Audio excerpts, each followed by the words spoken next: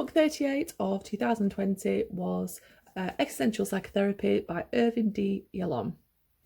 So I got this book from the library, as you can see. This is actually the second book that I have read by this author. The first one that I listened to on audio, I didn't really like that much. I felt like it was a little bit too much memoir and not so much psychology, but this one's really good. This one's about death anxiety, as is kind of suggested by the title of Existentialism. I kind of came to this book because I'm always in an existential crisis. I'm always like, what's the point of life? Like, why am I here? What's my purpose? What's the meaning? Like, blah, blah, blah. So I'm always kind of seeking the answers to things. So I thought maybe this will help me out in some kind of way. And I think on reflection, it kind of did. So Yalom uses many examples of patient psychopathologies to demonstrate and discuss our inherent death anxiety. So basically what it means by death anxiety is being scared of dying.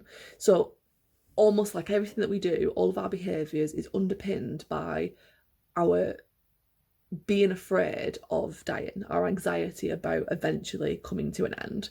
And it basically underpins our entire existence and all of our behaviours. Now, Yalom's kind of, I'm not pronouncing that name right. I'm realising every time I'm saying it, I'm like, I should have researched how to say his name before I did this. Very bad of me. He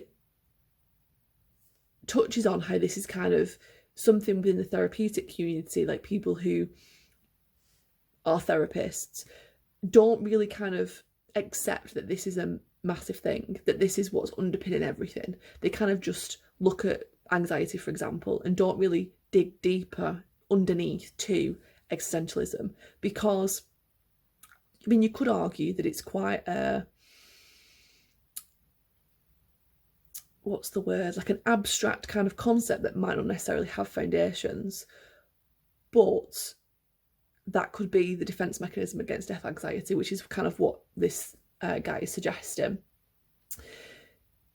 It kind of starts off, I mean, I'm saying starts off, I've kind of summarised the book because the book's in many different parts, and there are some parts of it that are quite good and interesting. There are some bits that are very dry and not very interesting. So this is kind of what I've got out of it. But he talks about how we've all got our individual belief in our own specialness. We kind of think that we are, by specialness, it means that, like, you know, we're not going to die young. We're going to die when we're older, and, you know, everything kind of bad happens to other people. You know, we're not going to get cancer, we're not going to get this, we're not going to get that, like, we're going to be fine. So we have this kind of belief that we're special, and this basically undermines, or is undermined by, should I say, the realisation of our own mortality. We can't be special because we're mortal and we're going to die. So you can't really think that you've got the specialness because you haven't. And so that creates anxiety about dying, because we know that we're going to die. We know that we might not be one of these people that manage to live until old age. We might be one of these people that dies young. And that's quite difficult to deal with, that you might not be special and that you might be one of the ones to go young. And you can't avoid that inevitable death, but you try to with your behaviour. So, for example, you might try and be heroically physically fit and healthy. You know, people that are always on like a health craze, or they want to be really, really like fit. I mean, they might be doing it for attractive purposes, to attract a mate, but if you've already attracted a mate, why are you trying to still be physically fit? And it's to keep yourself healthy, to kind of avoid this idea that you might get diabetes or heart disease, or, you know, the things that you might have an element of control over. You would try to avoid this death anxiety by doing those things, because you know that you're doing everything that you should be kind of doing. You might also become a workaholic, and so that almost kind of gives you that escapism from this anxiety, because if you're busy and you're working, you're not having to think about the fact that you're going to die. And you might also maladaptively be narcissistic and focus very much on how good you are. And you might also be maladaptively aggressive because you're anxious about the fact that you are immortal. Not immortal, in case that sounded like I was saying immortal. What I found really, really interesting, another thing that kind of Yalom talks about, is that when you were a child, you were cared for by your parents, if you were lucky, or by, you know, a significant other, or somebody looked after you, I hope. But as you age, you start to realise that you no longer have anyone to rescue you. And this is something that I've experienced becoming an adult, that it's become a stark realisation to me that I am on my own. Like, I don't have anybody to rescue me and help me out in everyday life. I am on my own. And it makes you feel very anxious about the fact that you are in control of everything that you do. And therefore, everything that you do is your fault. You know, we kind of grow up like blaming our parents for things and believing that all our kind of problems are because of them. But when you are an adult and you're in control of your life, it's on you. Like, every decision that you make is on you, which is why decision making as an adult becomes so difficult, because you almost like paralyzed by, should I do this thing? Because if I do this thing, this is going to happen, or it might happen, or this might happen, or whatever, and it's your fault. So I've kind of, you know, identified with that a lot. And what Yalom says is that the way that people try to deal with this anxiety of understanding that they have no rescue and that they are their own rescue is that they try to seek a romantic relationship. And they almost kind of subjugate that death anxiety by displacing it onto this ultimate rescuer. So this significant other that can rescue you if needed. And I would say that this is probably more common for females in our society, because what tends to happen if you displace this death anxiety onto an ultimate rescuer is that you submissively allow another person to dominate and control your life. And, you know, this does happen with, I mean, whoever's dominant in the relationship basically is going to dominate that other person. That other person's going to be submissive and allow it, because it's helping eliminate that death anxiety, because you can rely on that other person to look after you and be your rescuer. And I found this really interesting because it made me think about why we seek a partner, why we want to share our lives with a partner. And I think when people get older and are adult and are single, they can feel lonely and they can feel like they're missing something, because it's their parent rescuing that they're missing. And so they kind of try and replace that with a relationship. But the relationship doesn't really work and isn't healthy, because one person has to be dominant to be the rescuer. And this got me thinking actually about the other person. So the other person that, I mean, could you have two people that have got the ultimate rescue of each other? Or is the one who's stereotypically the man, for example? Do men feel this? Because obviously I feel this because I'm a single female. Do men feel this when they're in a relationship with a woman? Do they feel responsible and like they have to rescue the female? Is this why male suicide is so high? It kind of made me think about all these things, and, you know, the feelings I'm having, is this what men feel all the time and have done in the past? And, you know, women are becoming more independent and, you know, feminism is happening more and more. But actually we're just becoming more aware of our death anxiety because now we've got to rely on ourselves. So it got me kind of thinking about those things as I was reading it. When you realise that you are your own parent now, that you don't need your parents because you're now an adult and you're your own parent, you've got to look after yourself, you have the freedom and responsibility to author your own life, which is a positive thing, because, you know, you've become aware that you can do whatever you want and that it's up to you to do it. Like, if you're not doing it, it's down to you, so you can do something about that. But this creates further anxiety because it's your, like I said before, it's your responsibility. If you mess up, it's on you, like it's your fault. And so it's just that kind of like, you almost get paralysed into not making a choice because there's so many choices available to you and they could, you know, be bad for you and there's no one to rescue you. It's quite an anxiety provoking thing to kind of think about. And what Yalom suggests is that we maladaptively allay this in a number of ways. So, for example, you might be neurotically compulsive about certain things. Like, things have to be a certain way because that keeps you in control and that keeps that death anxiety at bay.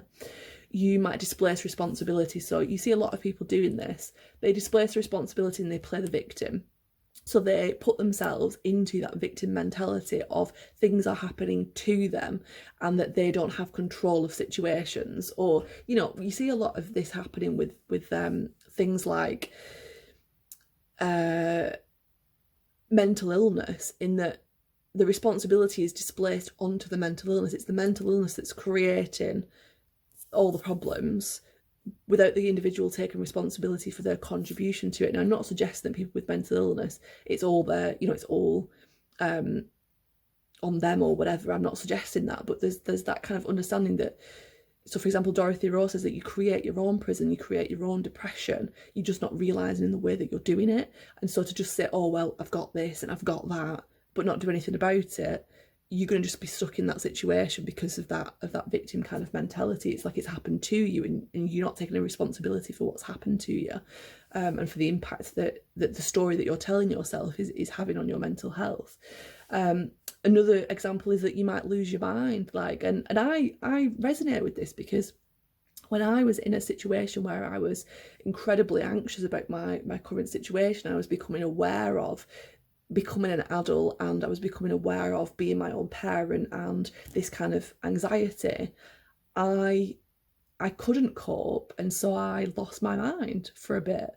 And it's interesting that, I mean, I've not done that on purpose, I'm not in control of that, but, you know, subconsciously or unconsciously, whatever you want to call it, that is what happened. And it was so that I didn't have to take responsibility for my life and what was happening in my life. You know, I was struggling being assertive in situations, and so instead of blaming myself for that, which is what the reality of the situation was, I was, you know, blaming it on the fact that I was losing my mind. So, you know, some of these things sound to me like they have some validity, whether you agree or not. It's obviously dependent on your own perspective and situation. Another example might be avoidance of autonomous behaviour. So you might just give people power. You might let other people decide things for you and not really have any kind of individual thoughts about things because it's easier, it's less anxiety provoking, you don't have to think about it. You know, you might avoid decision making altogether and procrastinate on important decisions because it's anxiety provoking. It reminds you of all the kind of anxiety about life and living and everything being your responsibility. Essentially, you are the individual creator of your world. You can do whatever you want to do, but you have to do it. You have to take responsibility and you have to do it. You have to make yourself do things that you are feeling like you don't want to do because you're anxious about them. And it suggests that because you're individual creator of your world, you've got this deep loneliness that's inherent in your act of self-creation because you can't create with another, unless obviously you're procreating. Your whole kind of world and everything that you do and taking responsibility for yourself, you're going to be lonely. People can't share that with you. I mean, you can talk to people and you can, you know, resonate with people, but you are inherently on your own in existence.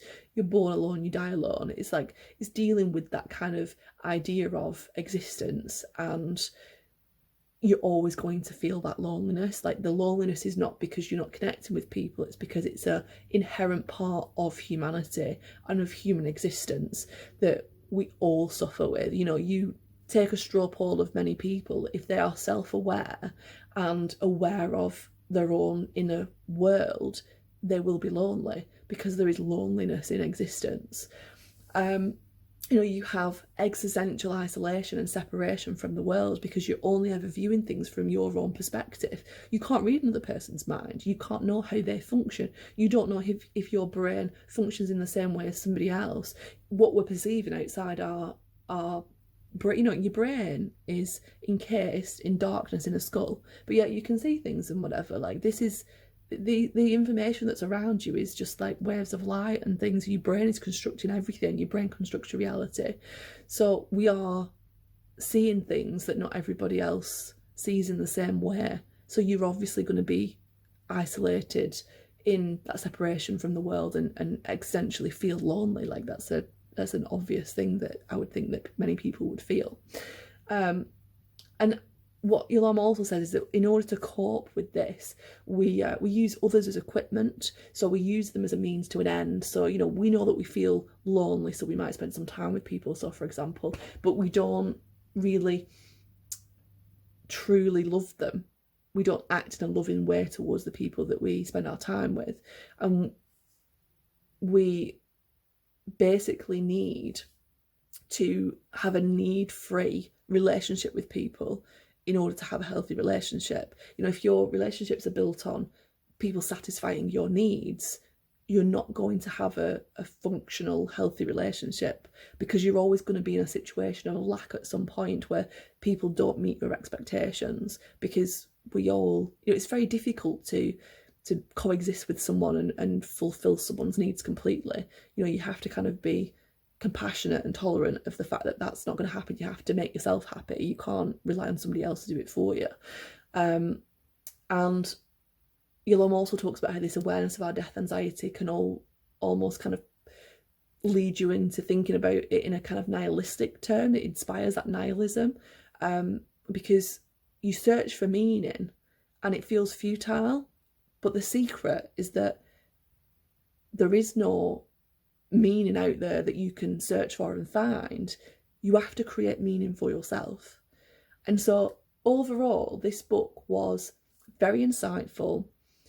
It made me think a lot about my own death anxiety and about how that contributes to my existential loneliness and what I can do to kind of assuage that and cope with that.